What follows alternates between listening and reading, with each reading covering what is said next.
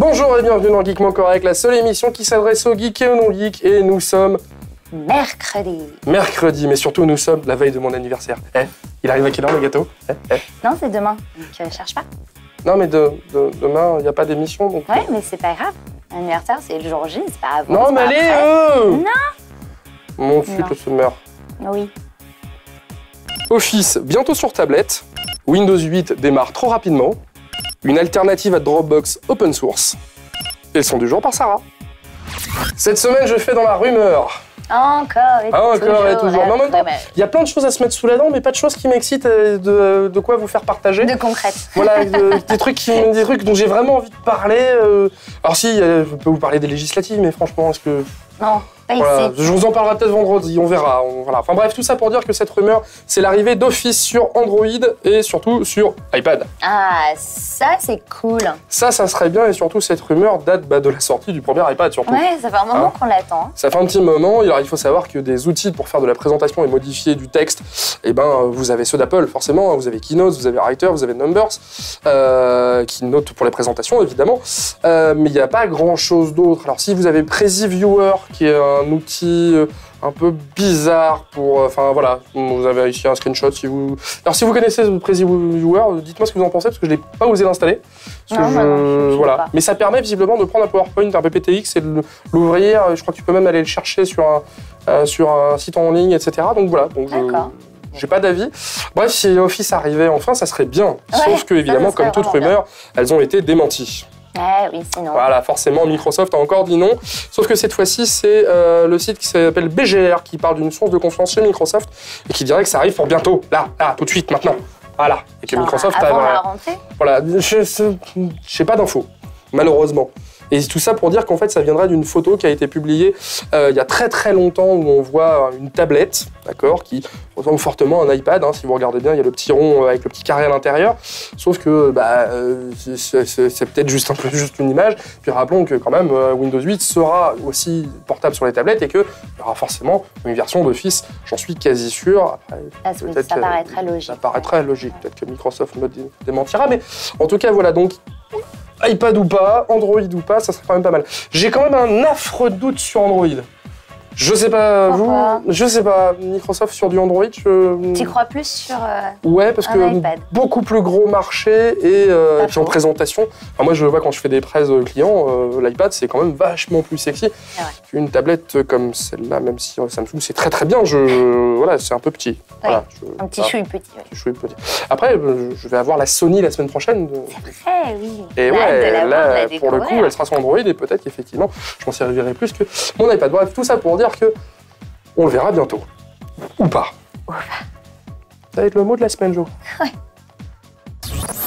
Si vous êtes un utilisateur Windows depuis quelques années, voire même depuis beaucoup d'années, quelques décennies d'ailleurs, par exemple, si vous avez commencé avec Windows 95 comme moi, vous avez une touche que vous connaissez lors du démarrage de Windows qui est la touche F8.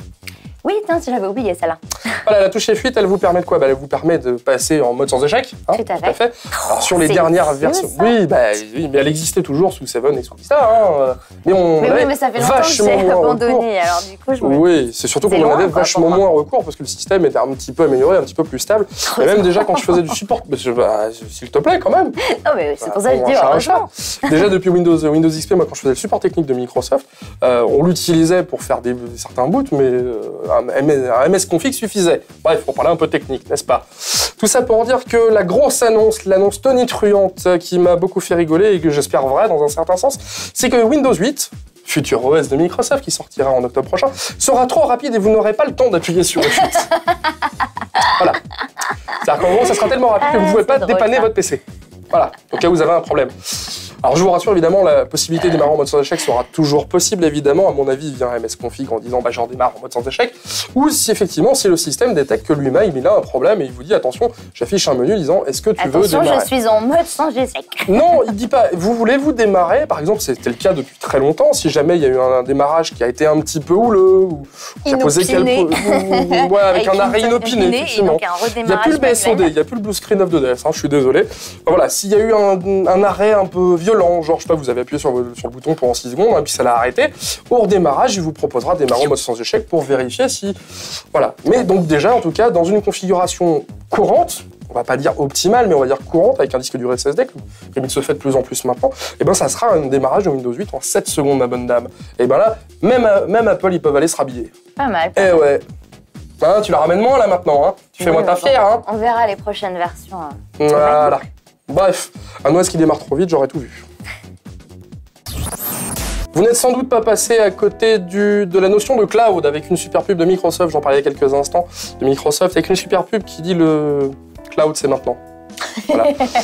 Je persiste et signe. Bon. Je les ai vannés, pourtant je les connais, les gens de chez Microsoft, des gens plutôt que j'aime bien d'habitude, mais je les ai vannés sur le concepteur-rédacteur qui a inventé ce slogan, enfin inventé si je peux m'exprimer ainsi. Je pense qu'il était soit très à gauche, soit il avait fumé un bon gros bédo.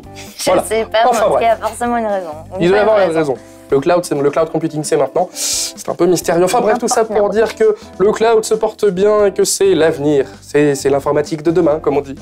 C'est beau, je suis poète en ce moment. je suis choubidou. J'avais oublié, choubidou, pardon.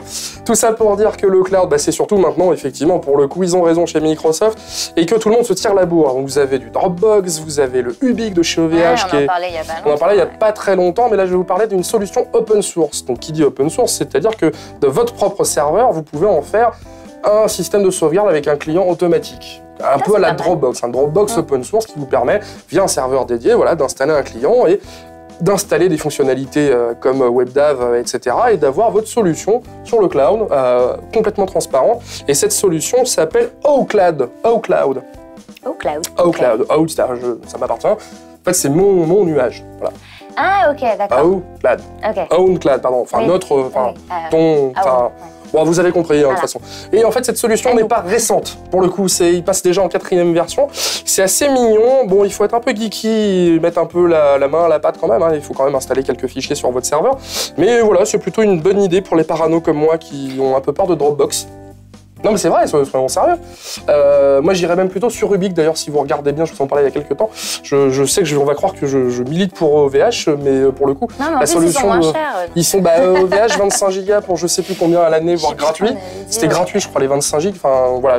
Oui, je crois que c'était ça. Je persiste et signe, sauf que évidemment OnCloud par contre est disponible sur Linux, sur OS X, les clients, je parle, sont sur Windows évidemment, au lieu que chez OVH, pour l'instant la solution n'est pas sur Windows Phone, n'est que sur Android et iOS. Voilà, donc plutôt orienté mobile, quand les autres sont plutôt orientés client PC unique.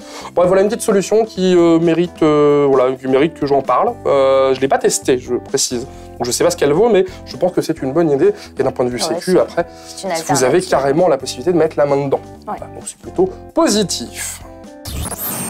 Alors aujourd'hui, pour le son du jour de ce mercredi, je vais vous parler d'une de mes chanteuses de pop-rock canadiennes préférées. Canadienne, pop-rock, il y en a pas des masses. Hein. Canadienne, pop-rock, Colby Kaya. Ouais, ok, bon, Alanis Morissette. Ah oui, elle revient. Elle revient, bon, elle est jamais réellement partie.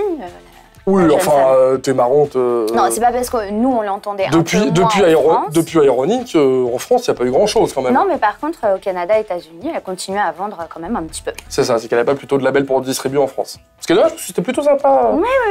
J'en ai un bon souvenir. Moi aussi. Bon, donc Alanis Morissette, qui est née le 1er juin 1974 à Ottawa, au Canada, a été connue donc avec son premier album Jagged Little Pill, qui a été un succès phénoménal en 1995 et qui est d'ailleurs le premier album d'un artiste le plus vendu au monde avec plus de 33 millions d'exemplaires.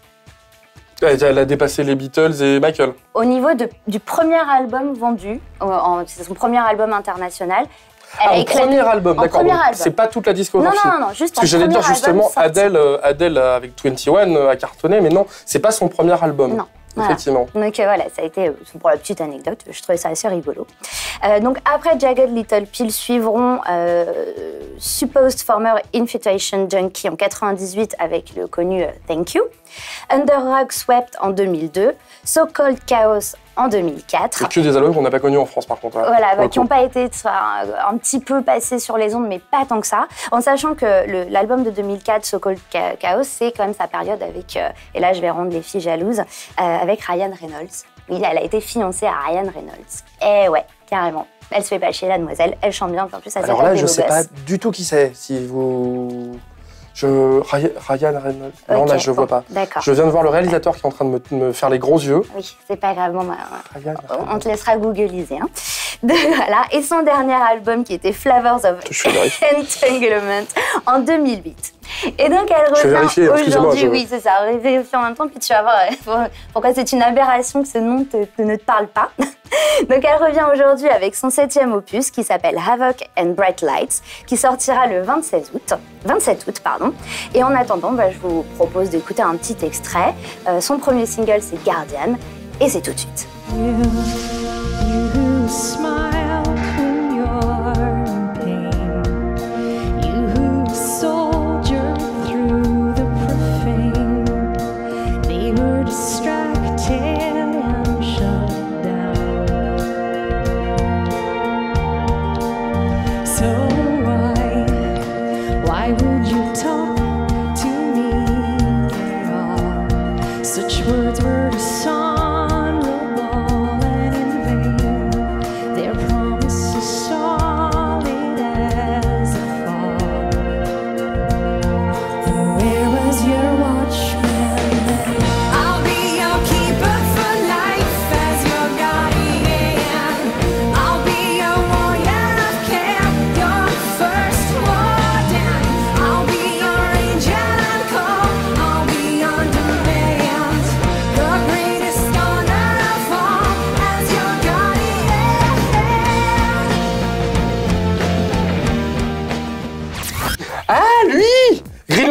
Ah ouais. Elle s'est tapée ce mec. Et après, tu dis geek et tu vois pas qui c'est, Ryan Reynolds. Oui, enfin, je suis désolé, vu le succès de Green Lantern, je m'en veux pas trop, quoi. Non, mais bon, je pense qu'on l'a tous vu, quoi. Même alors, si on a tous dit que c'était de la merde. Pour le coup, je vais pas faire mon malin, moi je l'ai pas vu. D'accord, ok. Voilà, j'ai eu interdiction de la part de... Même pas pour Blake Lively, non. Gossip Girl, quoi. Qui est hyper bonne, quand même, faut le dire. Gossip Girl, alors là, la blonde, là, je rentre dans un autre Serena, non? Non, mais c'est pas grave. J'irai voir le film, comme ça je pourrais te dire si elle est physiquement intelligente ou pas. Bref, donc on revient sur notre Alanis. Alanis. Sympa son morceau. Enfin, j'ai pas écouté, excusez-moi, je vais chercher à Ryan oui, j'ai une tablette un peu lente en ce moment. Donc, quand t'aimes Alanis, elle reste toujours plus ou moins dans les mêmes sonorités. Ça reste toujours plus ou moins quand même pop-rock. Parfois un peu plus pop, parfois un peu plus rock, parfois un petit peu plus commercial. Mais donc non, ça reste, elle est fidèle à elle-même. Donc non, un bon titre. Et puis voilà, moi j'ai hâte de découvrir ses 11 autres titres et son nouvel album. Et qui sortirait quand? Excusez-moi, du coup, j'ai pas écouté. Je l'ai dit, c'est le 27 août. Le 27 août, c'est bientôt ça. Oui, c'est très bientôt. Sur ce, on vous souhaite une très bonne journée. Bon, maintenant tu peux me dire mon cadeau et mon gâteau, ils sont où? C'est demain. Ah ouais, mais... c'est demain. Non. Bon, demain. Peace.